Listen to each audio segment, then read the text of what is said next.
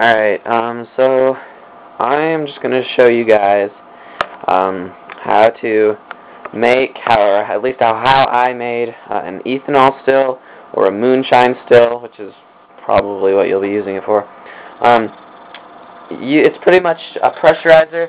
I used an aluminum pressure cooker. You can use, I would actually recommend stainless steel, but you can use aluminum or copper. Copper's the best, really.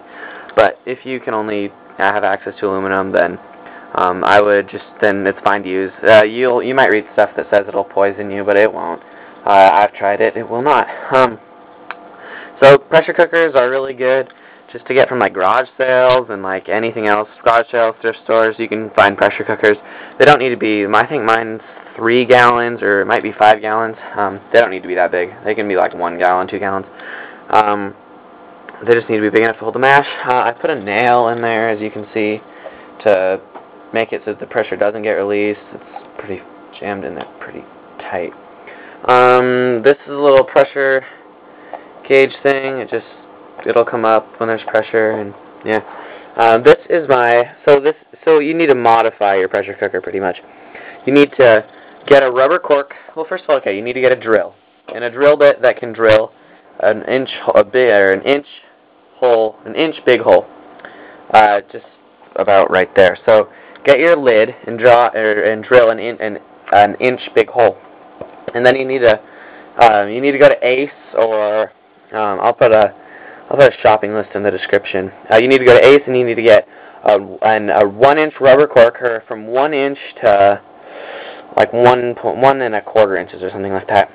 And then you need to get some copper coil, as you can see, and some copper coil, about 20 feet of it. It's expensive. That was the most expensive thing. So 20 feet of copper coil, and you can either a probe for a digital thermometer, or I use an analog one. It doesn't really matter. Probes are a lot more accurate, but it's not going to make that much of a difference in the long run. So you need to drill a hole in that. Put your you need to drill 2 holes in your cork. One of them needs to be about 1/8 of an inch big, just barely big enough for your probe for your analog thing. And then your other one needs to be of 1/8 of an inch smaller than whatever size copper coil you got. I got 1/4 inch copper coil, so this hole is, I don't know, 1/8 of an inch smaller than that.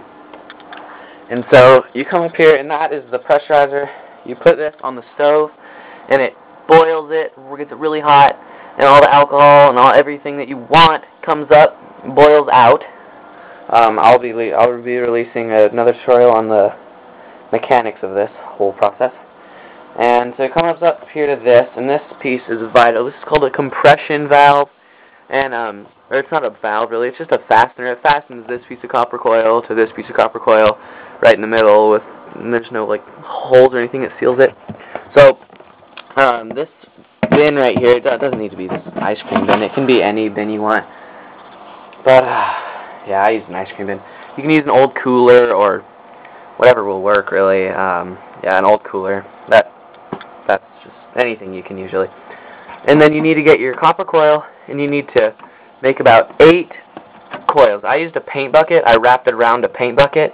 And you need to be careful when you're wrapping it, because it kinks pretty easily.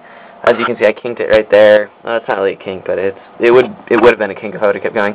So it's easier if you pull it instead of pushing it when wrapping it around. And then you need to have a piece that spouts out right there. And then it needs to fit in this, so, if a paint bucket might be too big for you if you're using something smaller.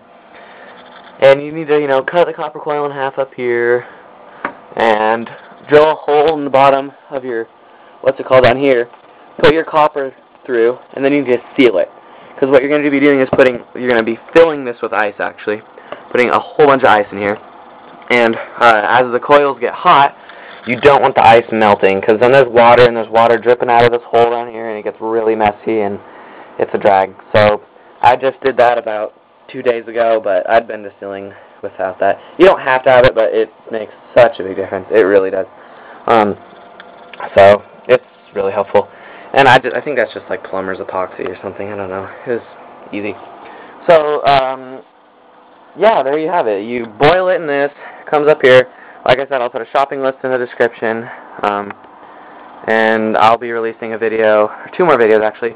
One on the mechanics and how to put all this together, and one on the mash, which is the actual alcohol portion. So this will be the, this will probably be the first video. That'll be the second video, which I will put a link to somewhere.